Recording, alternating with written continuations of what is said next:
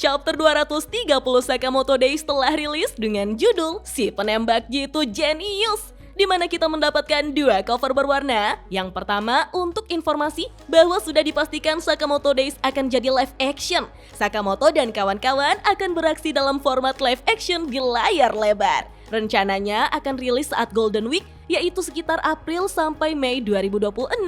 Kemudian cover berwarna berikutnya bertema keseharian di suatu musim panas. Nah, cover pembuka ini sebagai ungkapan terima kasih atas kepopuleran kisah aksi keseharian luar biasa dari para pembunuh bayaran. Kita pun diperlihatkan aksi Shin memecah semangka dengan mata tertutup dan disaksikan oleh Sakamoto, Aoi, Hana, Heisuke, dan Lu Shotang. Sebelum saya lanjut, siapa tahu ada yang senang dengan konten sejarah. Bisa bantu subscribe channel sejarahku ya, minasan. Linknya ada di deskripsi. Tertulis pada panel awal, datang tak diundang, dialah Kamihate dari Order. Apakah kehadirannya bisa membalikan situasi? Diawali dari Heisuke yang terkejut dengan kedatangan Kamihate. Menurutnya, Heisuke memang hebat. Dia berhasil melampaui rekor dunia dari tembakan jauh Kamihate. Namun, Kamihate menyadari sepertinya Heisuke sudah sekarat karena banyaknya darah Heisuke yang membasahi jalanan. Kamihate dibuat tercengang. Ia tidak menyangka Heisuke sukses menembak sejauh itu sambil menahan luka separah itu. Heisuke tersenyum lirih. Daripada membahas itu, Heisuke justru mengucapkan terima kasih karena Kamihate sudah datang membantunya. Membuat Kamihate risih dengan jawaban Heisuke yang menyepelekan pembahasan rekor dunianya.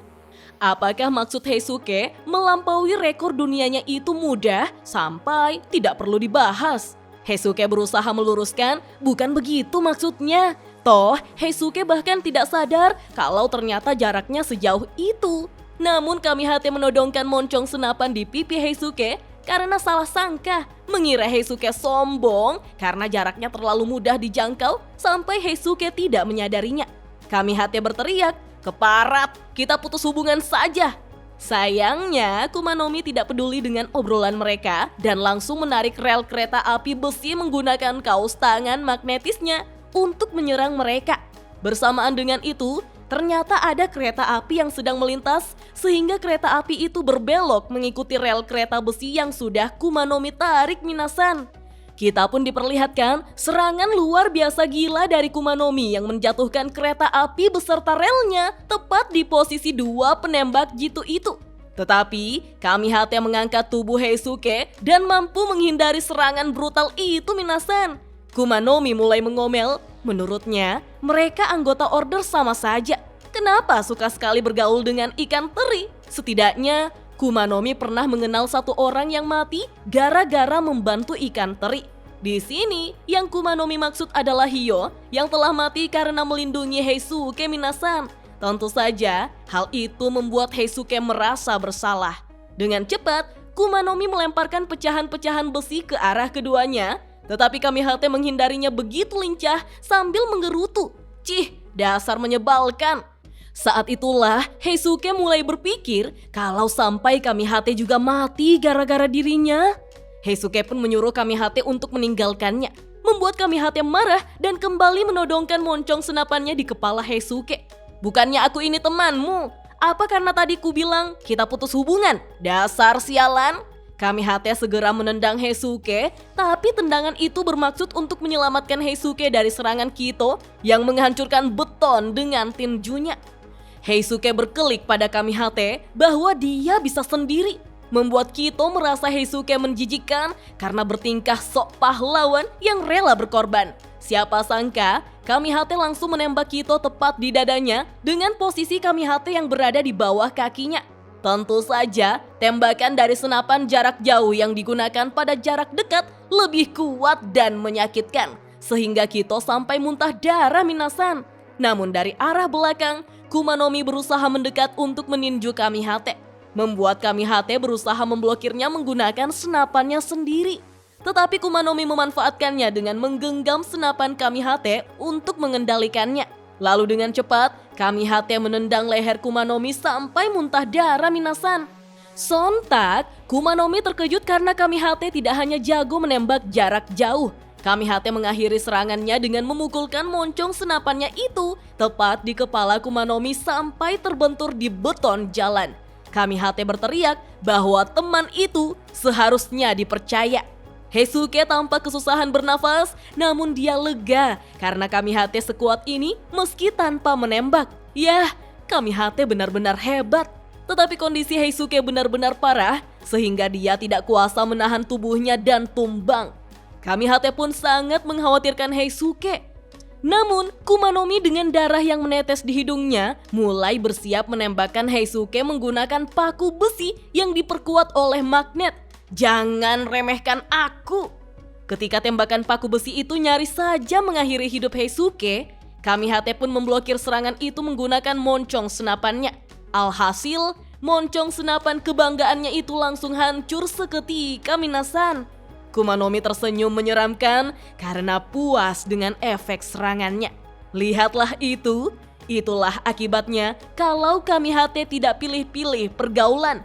Prinsip hidup itu seharusnya langsung putus hubungan dengan orang yang menjadi beban. Kamihate justru mencela balik Kumanomi. Jadi kau masih di fase itu ya? Ya, aku juga pernah di fase itu sih.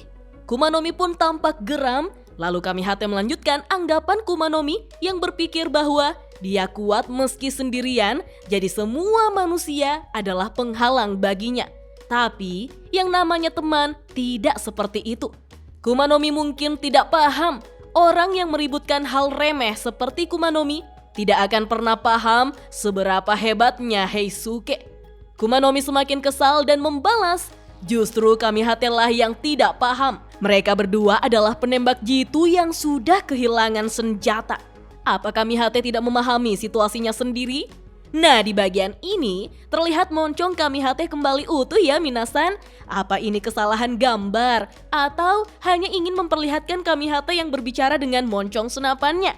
Kamihate mengatakan bahwa dia memahami situasi ini sepenuhnya. Misalnya sekarang, hari Senin, pukul 10 menit ke-3 detik ke-7, langit cerah. Tingkat kelembapan 32, kecepatan angin 1,5 dari arah timur laut. Kondisinya sangat bagus. Jam segini, helikopter berita cuaca akan melintas di atas sana.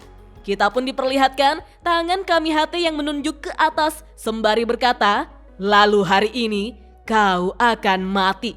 Kamihate kini menunjuk Heisuke yang menodongkan senapannya ke atas dan mengatakan, kau juga paham kan rekanku? Fire! Dan kita pun diperlihatkan bagaimana Heisuke menembak baling-baling helikopter sehingga helikopter itu kehilangan kendali dan terjatuh di atas Kumanomi. Membuat Kumanomi bingung, bocah ini ngapain sih? Kamihate melanjutkan perkataannya bahwa bagi dirinya seluruh isi dunia ini adalah senjata api. Tiba-tiba, Pisuke datang dengan menarik baju seorang gadis pembawa berita cuaca untuk menyelamatkannya tepat sebelum helikopter itu terjatuh di atas jalan layang sehingga gelombang ledakan besar yang dihasilkan dari bawah terowongan jalanan langsung menghantam Kumanomi dan beberapa kendaraan di sekitarnya sampai terlempar. Bahkan, Kumanomi dibuat tertabrak di tiang besi sehingga Kumanomi sampai muntah darah, minasan. Dia tidak menyangka kerjasama Heisuke dan Kamihate menciptakan meriam udara dari terowongan. Kita pun diperlihatkan Heisuke yang tersenyum serta moncong senapan Kamihate yang sudah retak. Kamihate mengatakan, rasakanlah kekuatan persahabatan kami. Tertulis pada panel akhir bersama teman. Dan chapter 230 Sakamoto Days pun berakhir sampai di sini, minasan. Wah, gokil sekali ya serangan mereka berdua. Benar-benar memanfaatkan lingkungan sekitar persis seperti gaya bertarung Sakamoto. Mereka memperhitungkan akurasi, kelembapan udara, kecepatan angin yang bergerak dari arah timur laut, serta keberadaan helikopter.